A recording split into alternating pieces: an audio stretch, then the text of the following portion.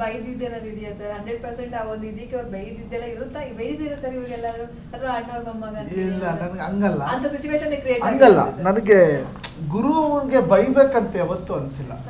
ಆಮೇಲೆ ಸಣ್ಣ ಪುಟ್ಟ ಸೆಟ್ಟಲ್ಲಿ ಆರ್ಟಿಸ್ಟ್ಗೂ ಡೈರೆಕ್ಟರ್ಗೂ ಒಂದು ಕ್ಲಾಶ್ ಇರ್ತದೆ, ಕ್ರಿಯೇಟಿವ್ ಕ್ಲಾಶ್. ಅದನ್ನು ನಾನು ಮ್ಯಾಕ್ಸಿಮಮ್ ಬೈಯೋದು ಅವಾಯ್ಡ್ ಆಗ್ತೀನಿ, ಯಾರಿಗೂ ಬೈಯಲ್ಲ ನಾನು. ಬಟ್ ತುಂಬ ಕಂಪ್ಲೇಂಟ್ ಏನಿದೆ ಅಂದರೆ ನಾನು ತುಂಬ ಕಿರ್ಚಾಡ್ತೀನಿ, ಜಗಳ ಆಡ್ತೀನಿ ಅಂತ ಅಂತಾರೆ. ಅದು ಆ ಶಾರ್ಟ್ ಮುಗಿಯೋವರೆಗೆ ಅಷ್ಟೇ. ಮುಗಿದ್ಮೇಲೆ ನಾನು ಎಲ್ಲರ ಜೊತೆ ಜಾಲಿಯಾಗಿರ್ತೀನಿ, ಸಾರಿನೂ ಕೇಳಿರ್ತೀನಿ.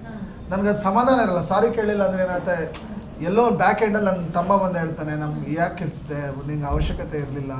ಇಲ್ಲ ನನಗೇನು ಅನಿಸುತ್ತೆ, ಅಯ್ಯೋ ಈ ಕಾಲ್ ಶೀಟ್ ಓಡ್ತಾ ಇದೆ, ಇದು ಇನ್ನೊಂದು ದಿನಕ್ಕೆ ಹೋದರೆ ಇನ್ನೊಂದು 12-13 ಲಕ್ಷ ಖರ್ಚಾಗುತ್ತೆ, ಮತ್ತೆ ಲೊಕೇಶನ್ ಸಿಗಲ್ಲ, ಆ ಥರ ಒದ್ದಾಟ ನಮ್ಮದು.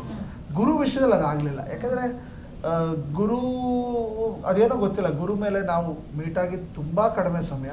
ಬಟ್ ಇವತ್ತು ನಾನು ಗುರು ಇರೋ ವೇವ್ ಲೆಂತ್ ನೋಡಿದ್ರೆ ಅದು ಎಷ್ಟೋ ವರ್ಷದ ಪರಿಚಯ ಥರ ಇದ್ದೀವಿ.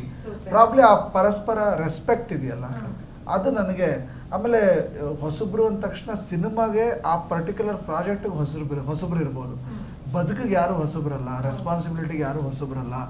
ಆಮೇಲೆ ಕಲಿಯೋದ್ರಲ್ಲಿ ಎಲ್ಲರೂ ಹೊಸಬ್ರೆ, ಹೊಸ ಹೊಸ ವಿಷಯ ಕಲಿಯುವಾಗ ಎಲ್ಲರೂ ಹೊಸಬ್ರೆ. ಪ್ರತಿ ಸಿನಿಮಾಗೆ ಹೋದಾಗ ಎಲ್ಲ ಸಿನಿಮಾನು ನನಗೆ ಹೊಸದೆ, ನನಗೆ ಎಲ್ಲ ಸಿನಿಮಾ ಮಾಡೋವಾಗಲೂ ಭಯ ಇರುತ್ತೆ.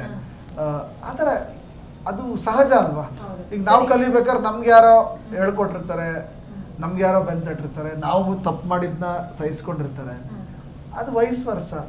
ಸೊ ಗುರು ವಿಷಯದಲ್ಲಿ ನನಗೆ ಆ ಥರ ಯಾವತ್ತೂ ಅನಿಸಿಲ್ಲ. I think is a very sweet person. ನಿಮ್ಮ ಜಿ ಕನ್ನಡ ನ್ಯೂಸ್ ಚಾನೆಲ್ ಈಗ Sun Direct number 292, U digital number 162, city cable number 51, GTPL number 17, Abhishek cable number 821, Rockline telecommunication number 51, Shri Basaveshwara cable number 60, Vinayaka digital number 53 ನೆಟ್ವರ್ಕ್ಗಳಲ್ಲಿ ಲಭ್ಯ.